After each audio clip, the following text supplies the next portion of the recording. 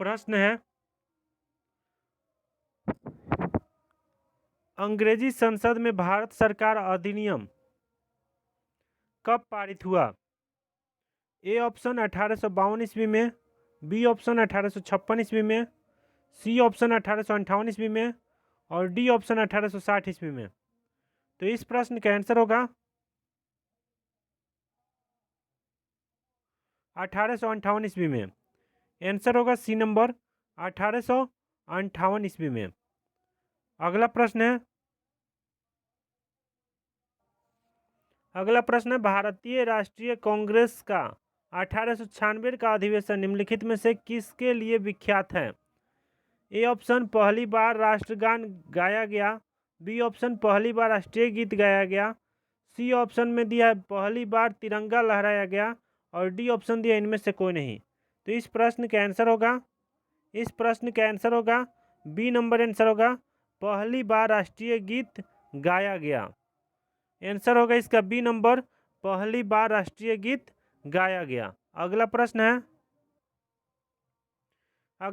निम्नलिखित में से किस गवर्नर जनरल को भारतीय प्रेस का मुक्तिदाता कहा जाता है? A option Lord William Bentinck, B option sir Charles Metcalfe और सी ऑप्शन लॉर्ड ऑकलैंड और D option Lord Ellenborough. तो इस प्रश्न का आंसर होगा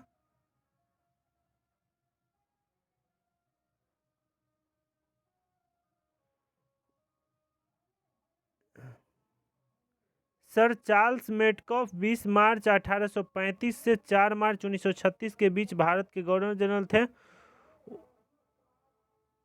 उन्हें भारतीय प्रेस का मुक्तिदाता भी कहा जाता है, सर चार्ल्स मेटकॉफ। तो आंसर होगा बी नंबर, आंसर होगा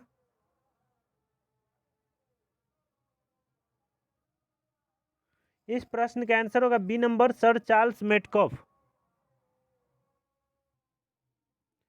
अगला प्रश्न, समुद्री व्यापार के संदर्भ में करताज व्यवस्था का उपयोग किसके द्वारा किया जाता था? A option Dutch, B option फ्रांसीसी, सी ऑप्शन अंग्रेज और डी ऑप्शन पुर्तगाली। तो इस प्रश्न का आंसर होगा डी नंबर, आंसर होगा पुर्तगाली। आंसर होगा डी नंबर, पुर्तगाली। करताज व्यवस्था का संबंध पुर्तगालियों द्वारा समुद्री व्यापार के लिए जारी किए गए व्यापार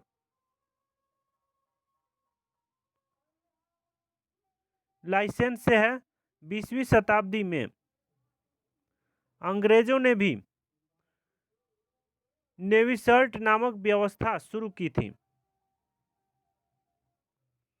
अगला प्रश्न, स्वतंत्रता आंदोलन के दौरान रविंद्रनाथ टैगोर ने नाइटहुड की उपाधि किस घटना के विरोध में वापस कर दी थी?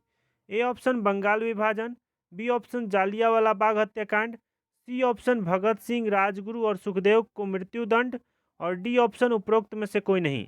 तो इस प्रश्न का आंसर होगा बी नंबर, आंसर होगा जालियांवाला बाग हत्याकांड। इसमें देखिए क्या हुआ था, रविंद्रनाथ टैगोर को 1915 में ब्रिटिश सरकार ने नाइटहुड की उपाधि से सम्मानित किया था। 13 अप्रैल 1919 जालियांवाला बाग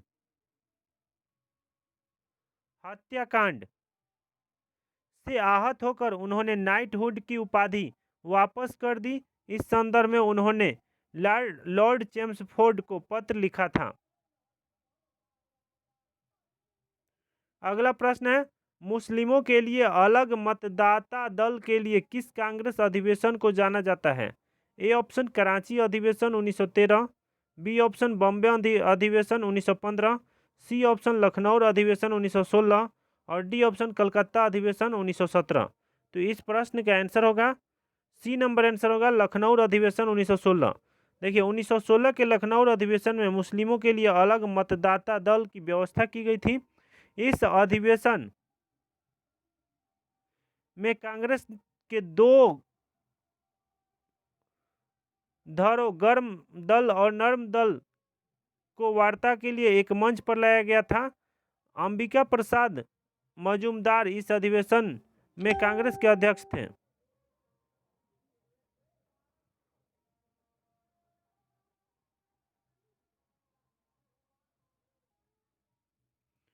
प्रश्न है, भारत में पहली यूरोपीय बस्ती किस स्थान पर स्थापित की गई थी? A option Kochi, B option Chinsura, C option Surat और डी ऑप्शन चेन्नई। तो इस प्रश्न का आंसर होगा ए नंबर आंसर होगा कोची। केरल के एर्नाकुलम जिले में स्थित कोची फोर्ट भारत में पहली यूरोपीय बस्ती थी। यह जल से घिरा हुआ स्थान है। यह कोची के दक्षिण पश्चिम में स्थित है। अगला प्रश्न, सलबाई की संधि किस युद्ध से संबंधित है? ए ऑप्शन प्रथम आंग्ल मैसूर युद्ध, बी ऑप्शन प्रथम आंग्ल मराठा युद्ध, सी ऑप्शन द्वितीय आंग्ल मराठा युद्ध और डी ऑप्शन द्वितीय आंग्ल मैसूर युद्ध।